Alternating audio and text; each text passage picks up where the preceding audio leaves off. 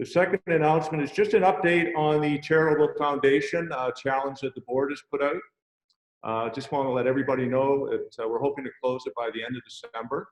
Our goal is 21.4 in donations, and the board will match the 21.4. Just to let everyone know, we're currently at 14.8, 69%. So we're well on track. Thank you to all those Rotarians that have supported and non-Rotarians. Thank you very much. Thank you, Dave. Are we okay? Are you cutting me off? Giving me the hook? Okay. There you go.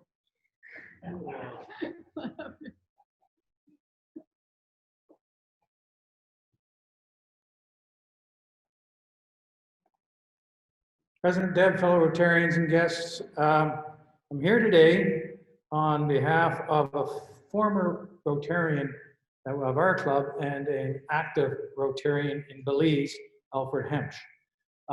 Alfred emailed me some pictures that you can see up here of some of the damage done from the rains that struck in, not in his area, it's in South Belize, but his Rotary Club is gathering used clothing, and they sell it and use the money to help with this with projects like this. So if you give in hard times to someone who needs it that you know, it gives you a good feeling.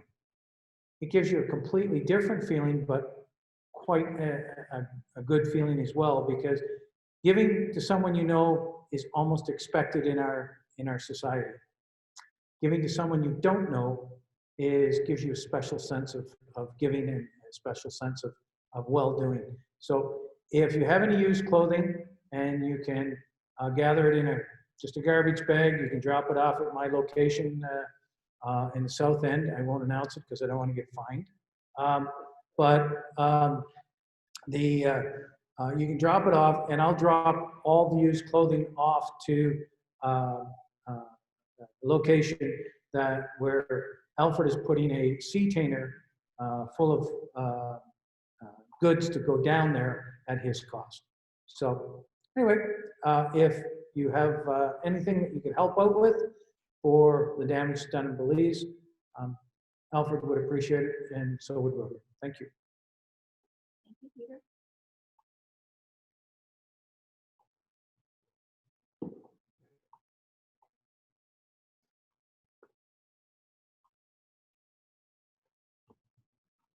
That's a Lower Day Environmental on Commerce Park Drive.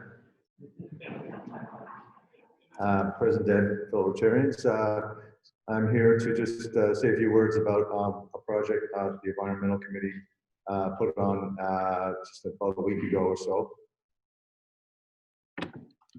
Okay here? All right, thank you. So we contacted, Kevin Shanks led this project. We planted 6 hardwood trees in the schoolyard. They've been dying for trees for a number of years, and you can see the pictures there. The kids were out, and it was a beautiful day, and we got a lot of great PR out of it. And in fact, one of the teachers came over and was just ecstatic. So it was a really worthwhile day. So thank you to Kevin primarily as coordinator for that. We had Gary Pearson, who's been on every project. Can't get him off any of the projects. He always takes a spot. And we've got myself and also Kelly Best was out there. And what nice touch to this was the teacher came over and said, you know, those stones in the background, there's some armor stones there. They were all in a line, and they said, it was just lovely if we could put these in a semicircle so we could use it as a teaching area. And so they kindly took, after digging the holes and filling them in and putting them up, they went over and used their excavator, and the kids got a little charge of that. So it was a great day. So thank you very much.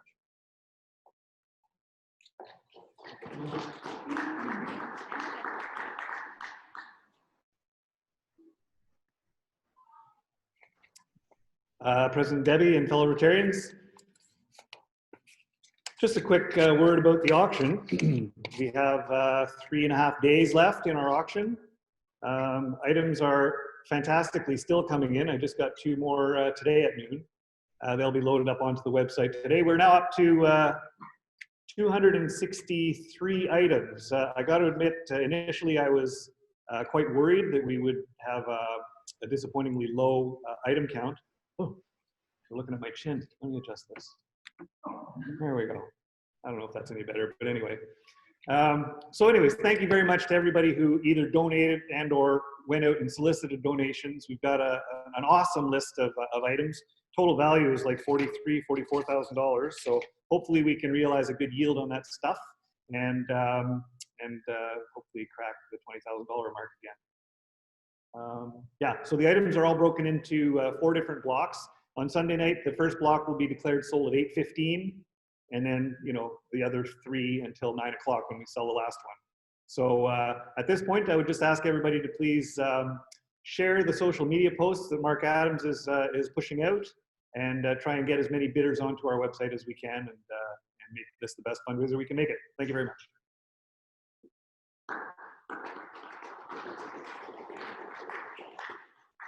Okay, thank you, folks. Okay, we have birthdays and anniversaries. Find me here. So we have a few because we didn't do birthdays, anniversaries last week. So we have Bill Forster, November 2nd, Ian Malcolm, November 3rd, David Thompson, November 5th, Jim Williams, November 11th, Peter Lorimer, November 12th, Chuck Bolt, November 13th, Jason MacArthur, November 16th, Arlette Utton, November 17th, Ian Pavlik, November 18th, Aaron Hessen, November 20th, Beatrice Seguin, November 20th. I think it's again, right? Sorry about that, Beatrice. Kelly Best, November 26th, and Larry Jones, November 29th. Anniversaries, Ian Malcolm and Seneca. Thank you. I see somebody there. Yes, thank you. 48 years, November 8th. Peter Gill. I don't have a wife's name here, but Peter and his wife are celebrating 53 years. David Sopach and Angie are celebrating 18 years. Anita and John Laking are 9 years. Kristen and Chris Vanderkirk, 14 years. And for club anniversaries, we have Dave Brown with 46 years. So pretty incredible. Jack Gardner is 56 years. Craig Walwyn, 28 years. Chuck Bolt, 17 years. Eric Dean, 10 years. And Dave McCullough, 19 years. So in honor of your anniversaries and birthdays, we're going to try our birthday song. And we're going.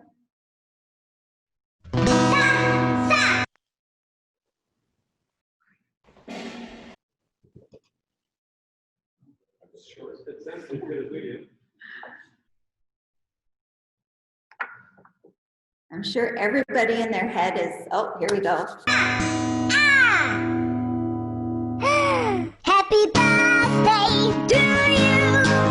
Happy birthday to you. Happy birthday,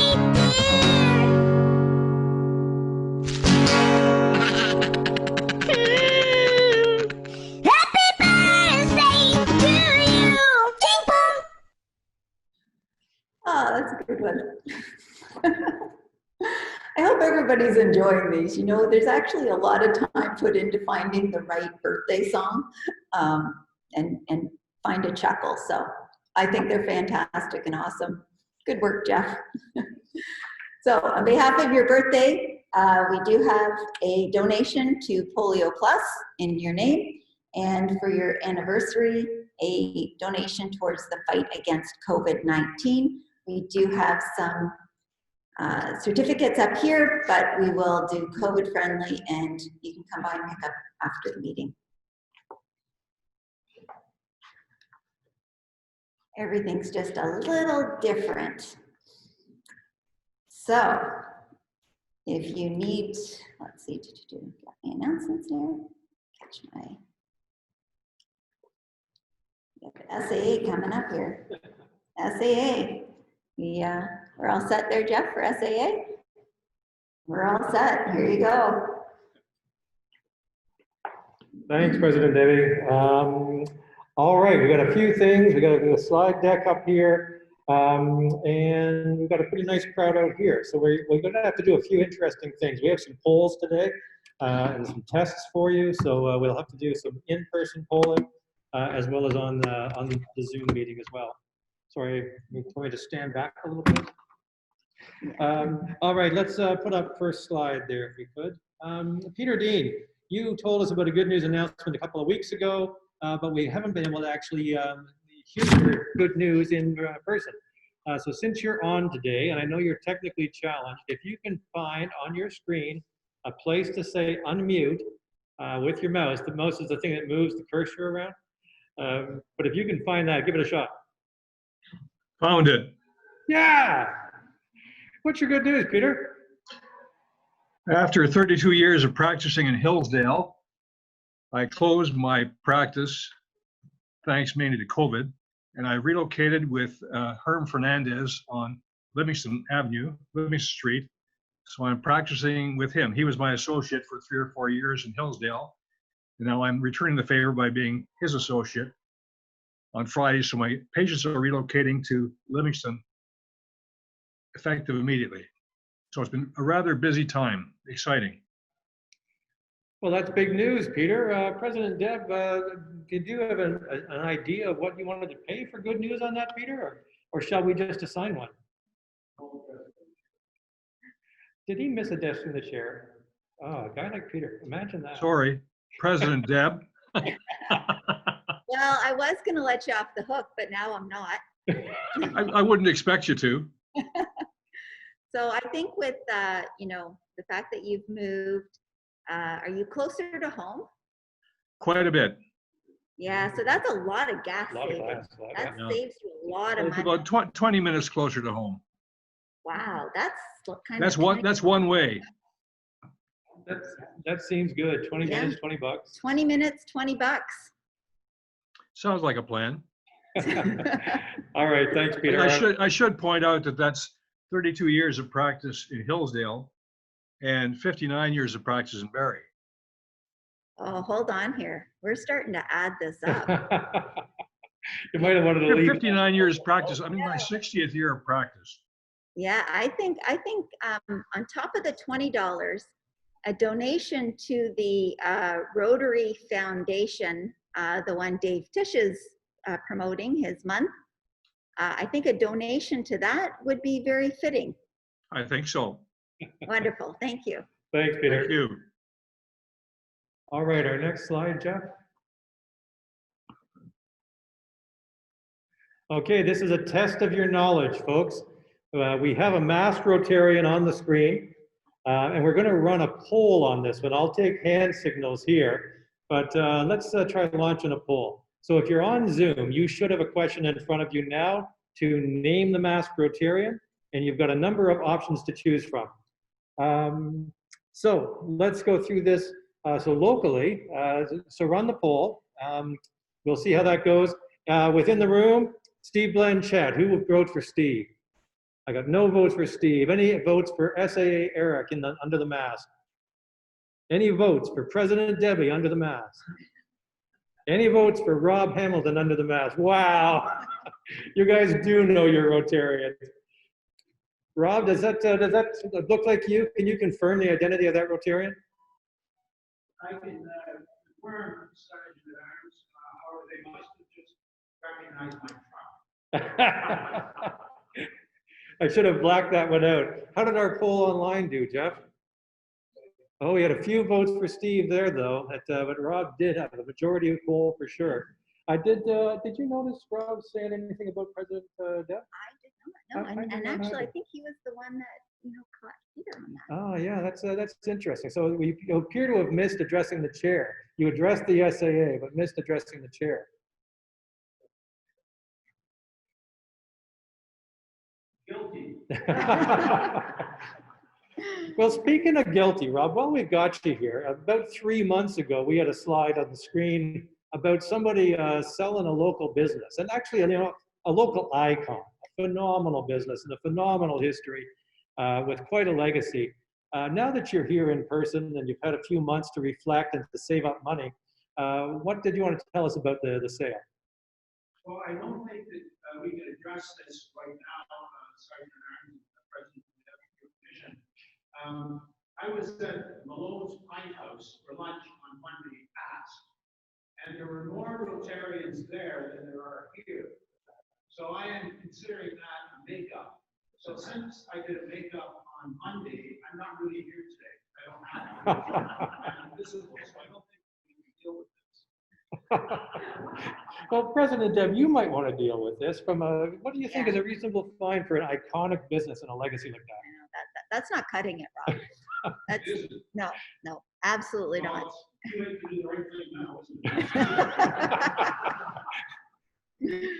I might add that I'm really not missing the Queens that much because since August 4th, which was the sale date, to last Thursday, I made more money on the golf course from Don Pratt than I was making.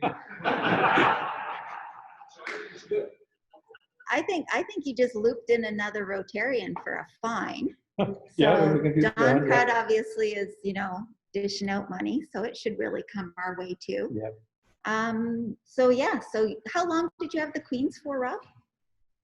1974, March the 7th to August the 4th, 2020, so I was in my 47th year. Wow. Wow, 47. And you missed addressing the chair, Yeah. and you put a fellow Rotarian under the At bus. risk, yeah. Actually, lots of fellow Rotarians under the bus with the whole with the group whole that drinking showed up thing, at the yeah. drinking thing. Yeah, that's really starting to add up, Rob. I think a donation to the foundation would be at least $100 Ooh. for all of that. I would respond to that, and I reel in another Rotarian, I would respond to that by saying, hoo-ah!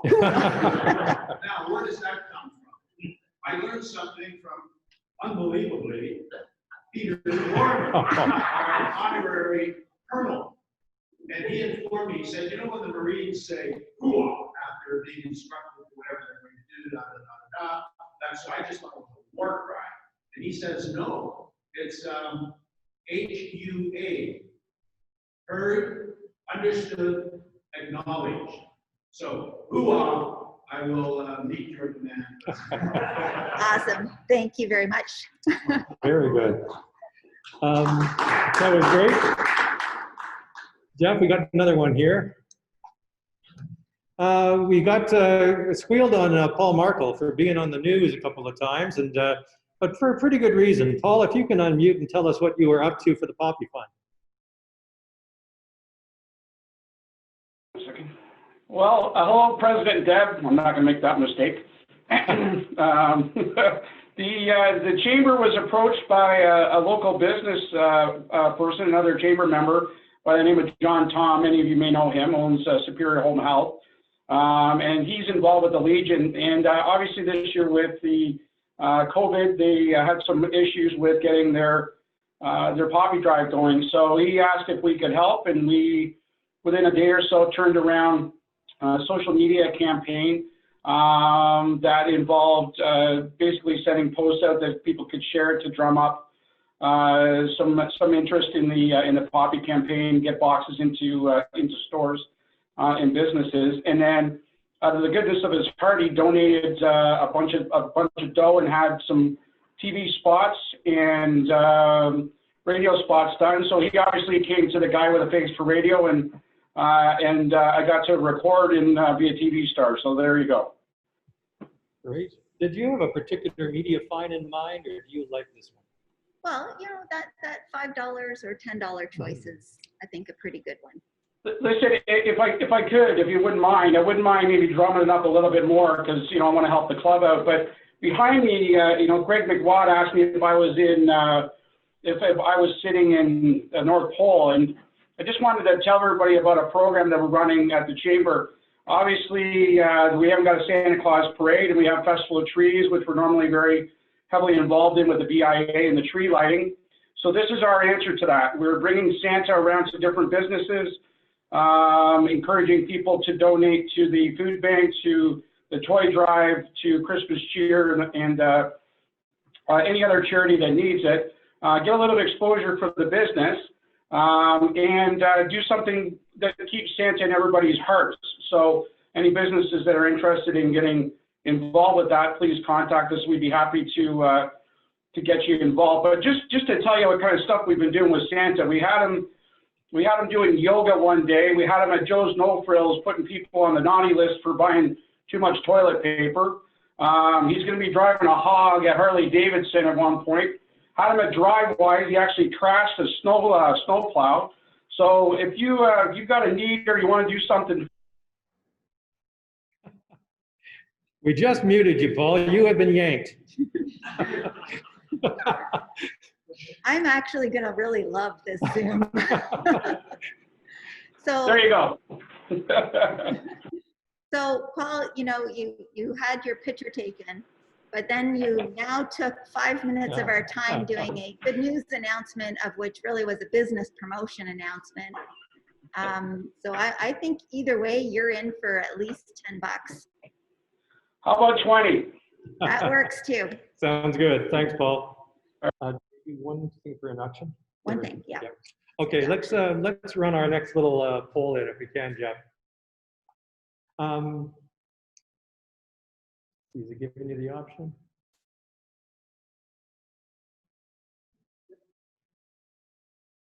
Okay, you've got another, you should have another one up on the screen for this one, folks. So, most popular Rotary item on the auction. See if you can guess on this one. Let's launch the poll if you can do that, Jeff. Okay, yeah, oh, look at that. So is it hardware certificates? Is it booze? Is it baking? Or is it restaurants? Gee, it looks like we've got an awful lot of votes for booze. It's going up. In the room, what do you think is our highest bidding on the auction? Hardware. Hardware's not getting a lot of votes. In the room, what are you guessing? Are you guessing restaurants? Are you guessing booze? All right, the answer is booze. We've got booze on every single LCBO gift certificate is already at value, and a couple are overvalued. So congratulations. It's clear where our priorities lie, but it's also backed up by hardware is pretty good. Restaurants not so good this year. And fire pits by Section Mechanical. Thank you for that. And last one, Rotary participation. So this is actually a bit of a finding opportunity. I think it already gave us our answers on that one. So what we wanted to ask was who has already donated an item to the auction? Show of hands here. We already did the poll. That's good. Who has recruited or solicited an item from the community? Good, slightly smaller number of hands. Who has gone online and bid on an item?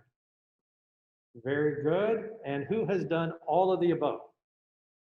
Good, we've got a few items here.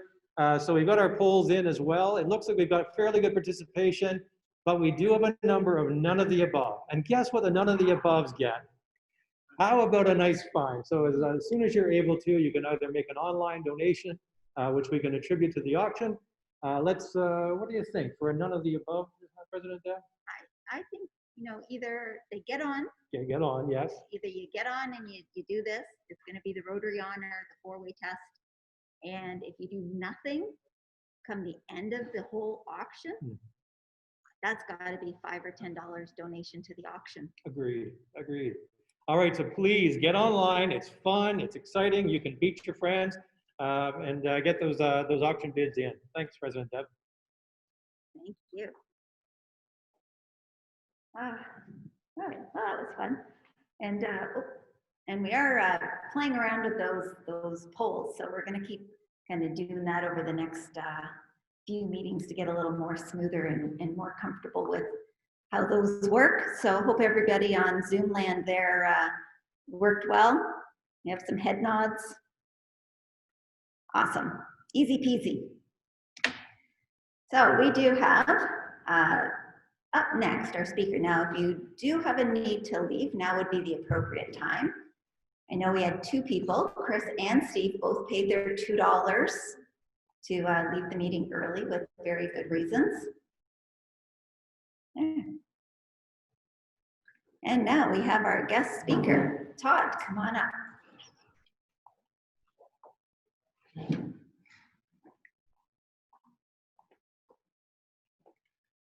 Thanks again, President Debbie and fellow Rotarians. It's my pleasure today to introduce our guest speaker, Jane Kovarakova. Jane is the founder and the CEO of the Child Welfare Political Action Committee. Jane is a child rights advocate. She grew up in foster care since the age of 6 and began living on her own at the age of 16, which was, what, 2-3 years ago? It's just a joke, sorry. Let's stay serious. Understanding the unique circumstances and challenges faced by youth in care inspired an ongoing academic and professional commitment to bettering youth outcomes. Jane was not about to be defeated by the system. She graduated with a BA honors in psychology at Laurentian University and a master's degree in human rights from the London School of Economics. When she worked as a political staffer at the Ontario Legislative Assembly, she was instrumental in developing legislation that is today reducing youth homelessness.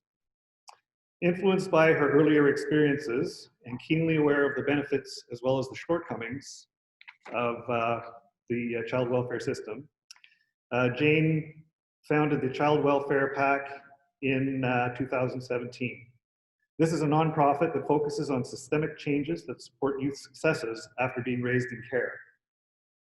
Interestingly to Rotarians as well, in 2017, Jane approached our club and we helped her out with a $5,000 donation to help her get the Child Welfare PAC up and rolling.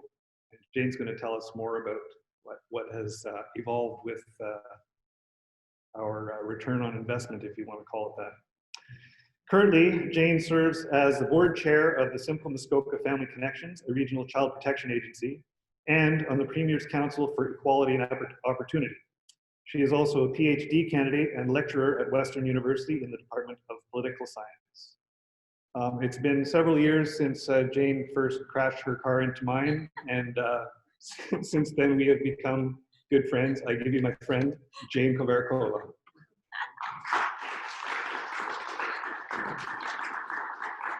Thank you so much, Todd and Rotary Club and President. I think that's the custom here. I'm very grateful to be here today. It was just a scratch to Todd's car. It was not a big crash. Anyhow, today I would like to speak to you all a little bit about my personal background. And maybe, there you go. So I'll speak a little bit about my personal background, how I started the organization and for which purposes. And I want to talk to you most about our main advocacy goal that's created a lot of traction and relates to this community as well. And that's education for youth who have left the foster care system.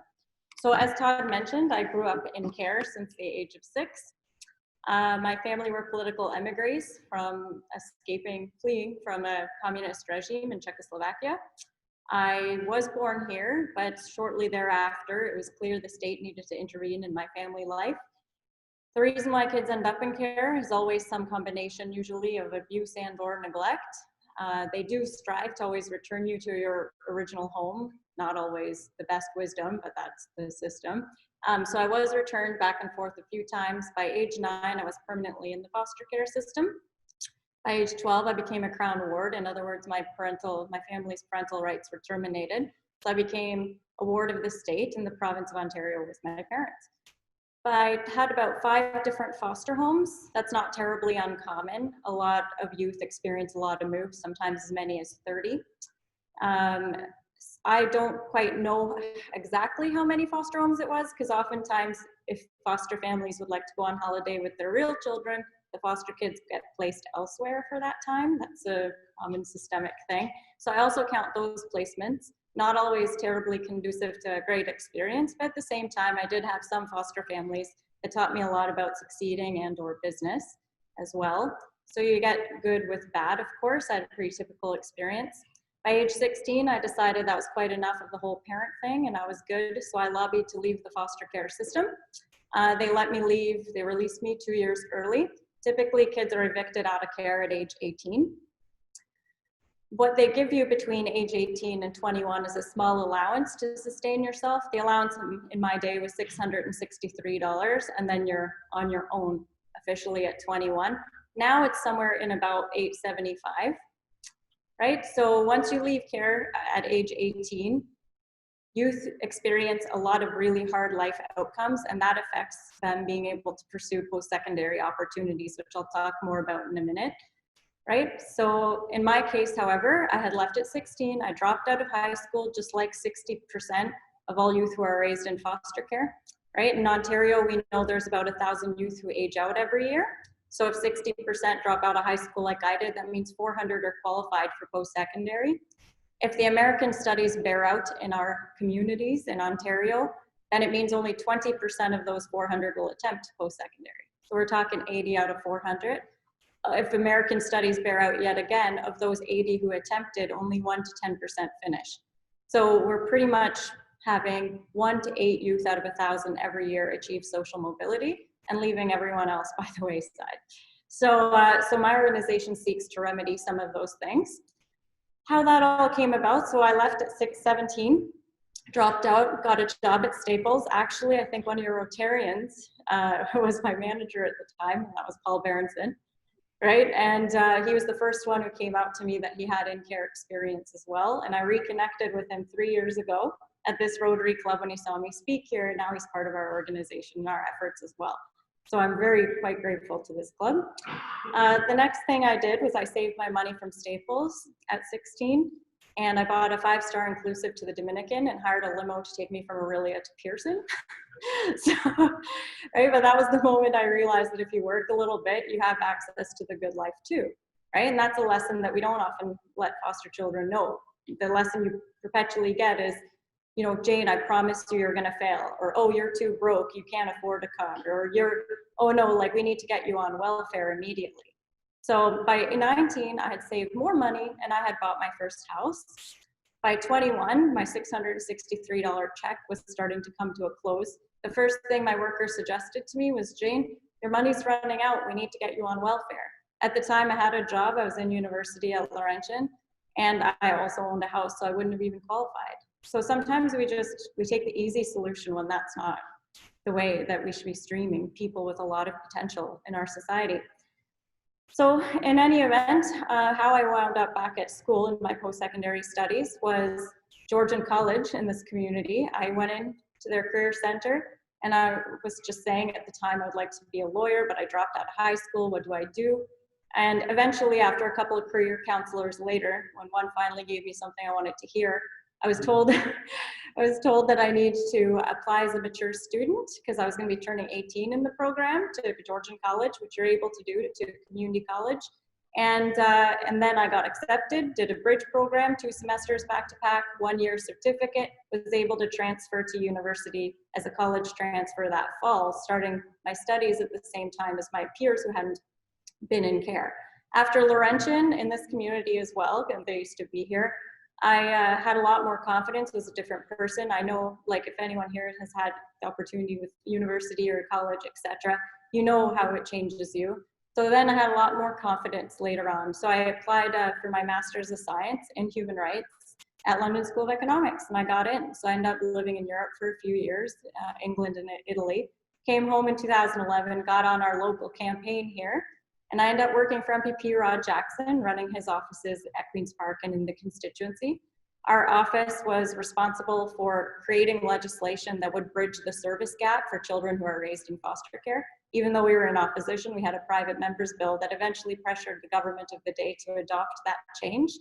How that worked was if you hadn't had foster care experience before 16, and at 16 or 17 you needed help, they would just refer you to a homeless shelter. There was a gap in the system. So we remedied the gap. So now if you're under 18, period, whether you had in-care experience or not, you have access to supports. After that, we all know he lost. We lost, I should say. And then I started my doctorate because I wanted to continue on and get the final degree. I always knew I'd head there eventually. There's 4 years between elections, right? So I thought I'd start that, naively thinking it only takes 4 years. I'm 1 year out from finishing. I'll be done next August. I hope I'm on my 6th year. I'm at Western, and I'm doing my studies on international election observation, so unrelated to my child welfare work. I studied, well, last year, for example, I was in Ukraine for most of the year. I did the presidential election there. I also did the parliamentary election in July in Donetsk as an observer for Canada. And then in the fall, I was an observer for the Czech Republic in Belarus. And we all know how that's going. So that's where my PhD studies are at. In any event, education has changed my life and certainly more than leveled the playing field from where I started. And that's why it's really quite important. When I started the doctorate 2 years in, I had pitched a research project based on some of my experiences as a board member locally. So our board had asked me to review the resources we give to kids aging out at age 18. And I was like, sure, let's take a look at that. And I wasn't surprised, and this is no reflection on our board. I'm still on our board, I'm the chair. This is common to the whole sector. I was unsurprised to see that there hasn't really been innovation. It's still the in-class life skills programming, which is an oxymoron, in-class life skills. Those tend not to work if you look at the academic studies. There was also a binder called Skills for Success that was provincially distributed. The largest section was very related to success. It was called housing, and that's the typical way anyone, your usual person, will access any kind of wealth in their life and build capital. However, in the housing section, it was all about renting and your rights when you're evicted. There's also your rights when you're arrested. There's also a whole lot on STIs and pregnancy. And I was unaware that all these things led to success in the success binder. So that's why I decided to pitch a research project and look at the academic data on how do kids turn out after they leave the system if this is how we're preparing them. We're confusing survival and success.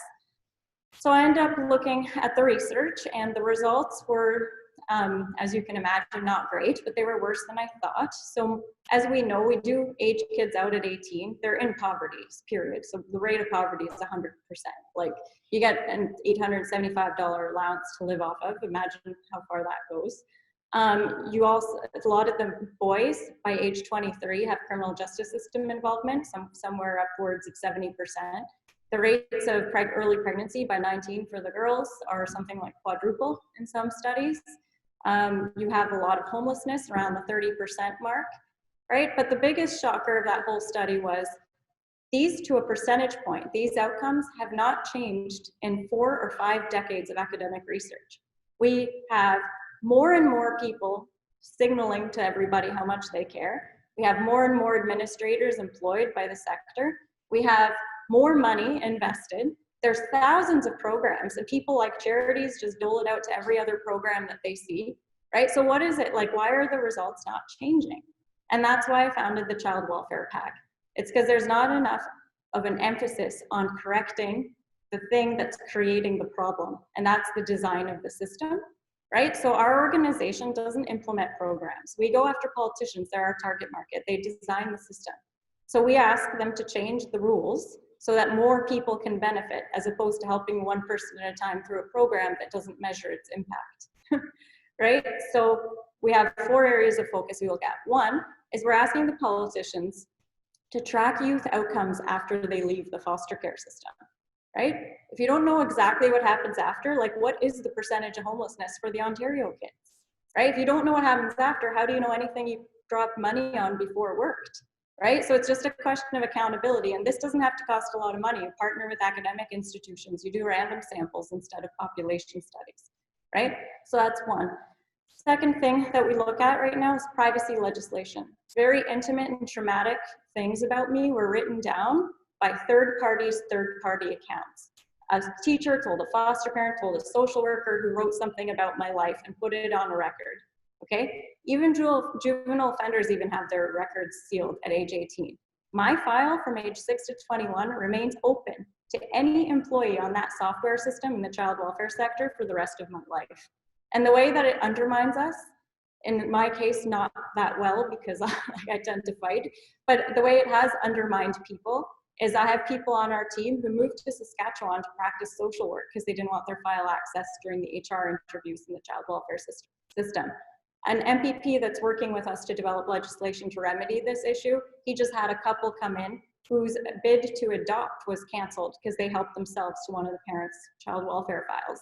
Maybe you were really angry when you're 15 and maybe you got into some tussles. That doesn't mean you're not a great parent for adoption when you're older, once you've worked it all out, right? We also have examples of divorce court. Spouses will use those child welfare files to advance themselves in those proceedings. So this is a complete human rights violation. In fact, juvenile offenders are treated more humanely.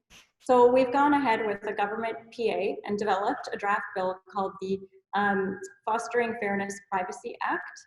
And we're quite in the middle of aiming to have it introduced before they rise for the holidays, although there's obviously some glitches always. So we're working that in the background. The third thing we focus on as an organization is trauma-informed service. I'm not sure why we prepare social workers in this field. We shouldn't have any. We should have trauma health professionals who have a specialization in social work, right? And the reason why I say that is because if you take all those life outcomes and walk them backwards, the first step on that journey was probably the trauma that they incurred that landed them in care in the first place. The other fact is that the rates of post-traumatic stress for children who are formerly in care are double that of war veterans. And we're not even in the conversation. We're entirely invisible. So what we're doing there is we're trying to push the colleges and universities, Minister Romano, to consider reviewing the social worker curriculum at university and creating more trauma-informed lens. Finally, and this is what I'd really like to talk to you guys about today, is our fourth sort of area of focus is advancing post-secondary achievement and access for anyone who is raised in the care system. So how do you increase people accessing post-secondary studies? Well, you look at the barriers first. So we know that there's financial barriers, of course, and we know that there's psychological barriers. So in terms of the financial barriers, the obvious sort of answer seems to be, how about taking away the cost of post-secondary studies for this special population? Well, who's done that before? Occasionally, the governments will do this. They'll create a tuition waiver program, and that's great, except for governments lose. So the program is completely unstable. Every 4 to 8 years, if you have a tuition waiver program for whichever disadvantaged group, it gets changed or amended or canceled, and it just goes with the whims of the electoral cycle. The second thing governments tend to do quite wrong in this regard, which is why this policy doesn't belong at that level, in my opinion, is they also create arbitrary restrictions, not understanding social mobility. So the restrictions in this case, as an example, are things like age limits. The last time that there was a tuition waiver program, you had to be within 4 years of high school, or you had to be by a certain age, like 26. Well, maybe if you're dumping kids at age 18 who are traumatized, had multiple moves in foster care that always put you 4 to 6 months behind on your academics, and then not giving them any resources after they leave, they might not be ready to hit the life milestones at the exact time in their mid-20s that you thought they would, right? So we're not actually pursuing tuition waivers with the government, nor do we want any tuition waivers that are age limited. Because if you care about social mobility for that whole group, you've got to allow them to level the playing field in their own time. And imagine having a tuition waiver available for a 30-year-old who's got their life on track now, or a 50-year-old even. Well, they also have kids, right? And degrees tend to reproduce themselves. So this policy, even though it may target an adult in the end, as well as the youth, right? It also targets the next generation, because then they'll reproduce those degrees too. So what we've gone ahead and done is we have great relationships across parties, whether that's NDP, Tory, or Liberal, and we're asking MPPs in their ridings to give us meetings with the presidents of the universities and colleges in their ridings, and to help us push that university or college into considering having maybe 10, maybe 20 tuition waivers available for this special group without age limit. The first MPP that took us up on the offer and set it all up with us was Jamie West in Sudbury for Laurentian. Laurentian was our first adopter last year.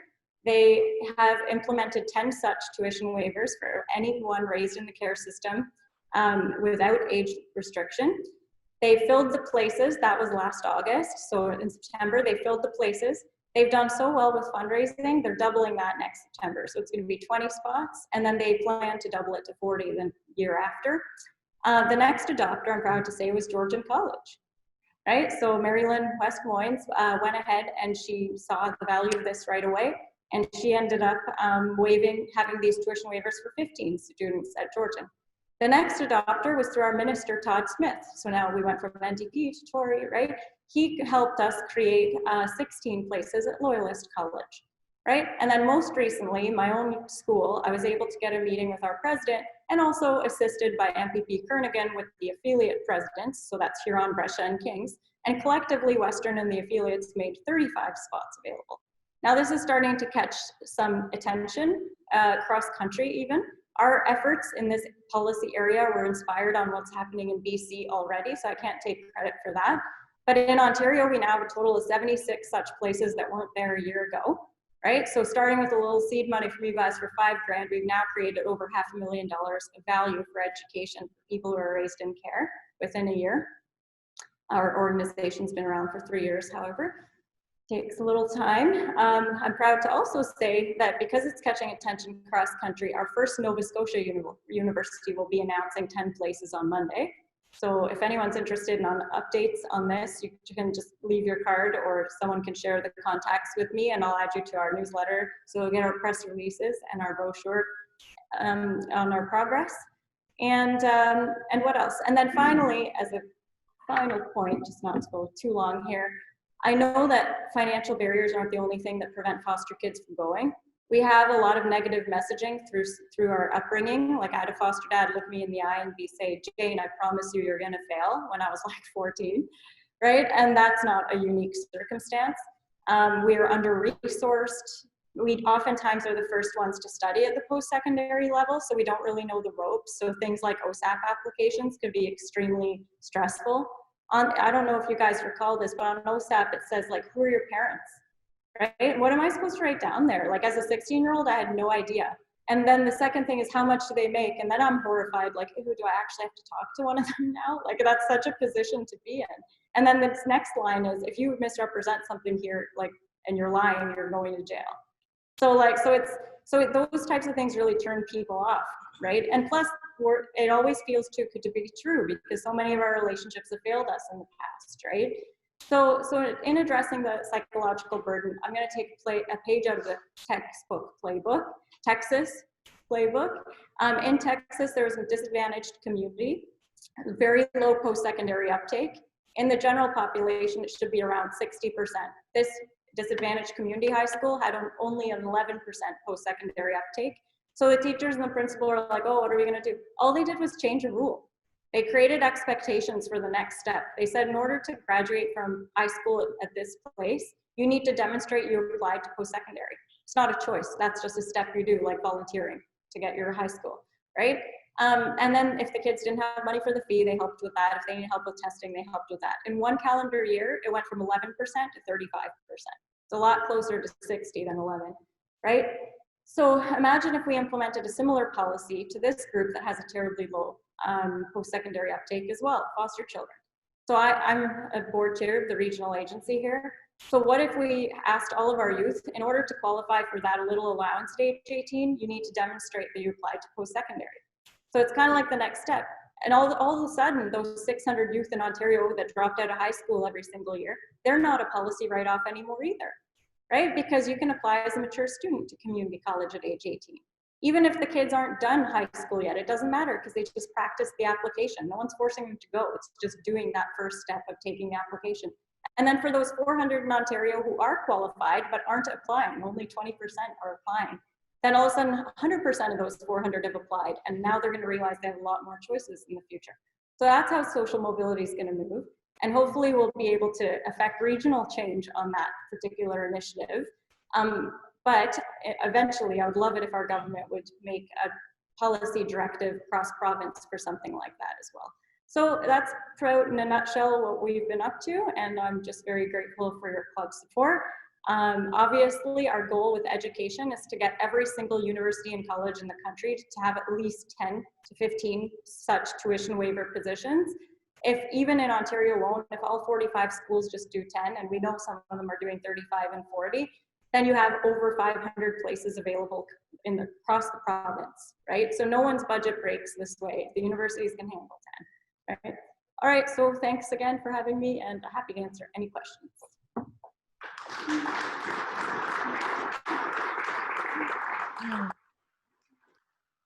Thank you very much.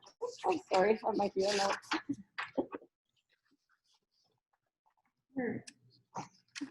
You took them all. I did. Thanks. Oh, thank you very much. Looking here.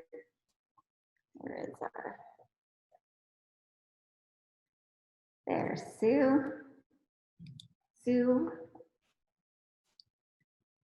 Oh, you need to unmute. There you go. Yes. Thank you, President Debbie, and such an informative presentation. I think as professionals, business people, we know the value of mentorship and the power that it brings to the individuals that are struggling to find success. So I'm wondering if there has been any planning or any protocol in place to involve mentorship to support these very vulnerable individuals as they move into our society as meaningful contributors.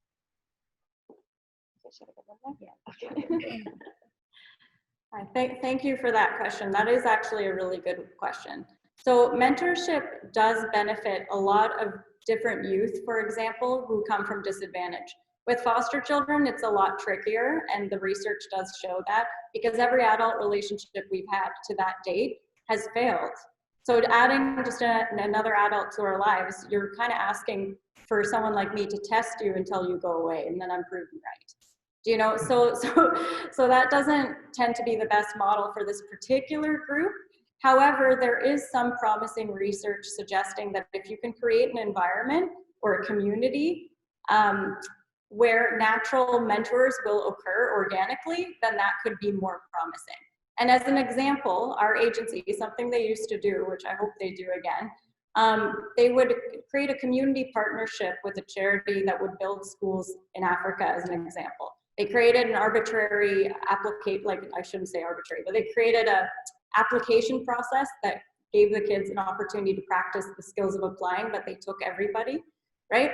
And we had about an artificial cohort of about 20 kids that would go to Africa to build schools, but they would give up for 6 months their Saturdays, and they'd study together, they'd plan fundraisers, they'd succeed and fail together. They created this community amongst them, and there was about 1 adult per 3 kids that would be on that whole journey with them. So the kids would start bonding with these characters that were giving up Saturdays with them for 6 months, then have this life-changing experience, land in this place where you realize for the first time you're in the top 20% of the richest people in the world, and then they'd come home completely transformed, right? So that would be an example of how you can facilitate an environment where mentors might occur organically, and it may have more impact, but what we really need is people investing in the research so we know what the best solution is.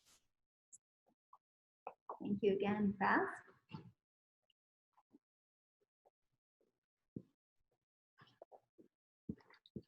Thank you, President Debbie. Jane, thank you very much for your presentation. It's my honor to thank you on behalf of the club. Your story, your inner strength is one thing that always strikes me. I remember that from 2017. And congratulations on your almost PhD. I also love the fact that your whole organization is based on getting data, getting information, getting hard information and outcomes. That is something that is missing in most decision-making at political level. So I really appreciate the effort you've done. And thank you for presenting that today to our club. Thank you. Much appreciated.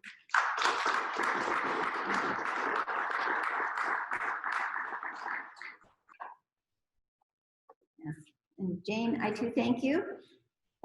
I'll give you this distant. But for our appreciation of speaking today, we've made a donation to polio and to the COVID in your name and in your honor for coming. Thank you so much. Thanks so much. And if we have more questions or more things as we go along, please send along. I'm sure through Todd we can reach you as well. And now just a quick, next week we have a very special guest speaker again, our weekly meeting. It's Major Bassam, how do you say the last name? I don't know how to say that. He is an active Canadian snowbird pilot and will be with us to talk about his career and life on the road as a snowbird and some of the challenges that they face. So again, another meeting not to miss, as fabulous.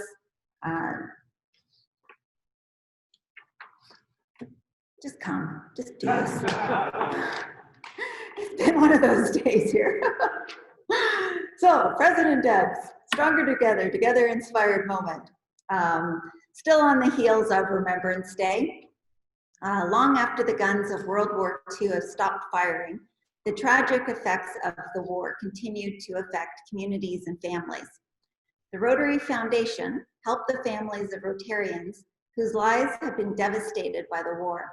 Between August 1945 and February 1947, the Rotary Foundation sent 3,484 care packages to families. In 1948 alone, the foundation spent almost $47,000 to send food, clothing, and small sums of money to war-affected Rotarians. So it is Stronger Together, Together Inspired. Our foundations, both foundations, do amazing work. So please contribute where you can. And as it was said, $5, $10 makes a difference as everybody pulls together to do the same. So having no other business, I declare this meeting adjourned. Thanks.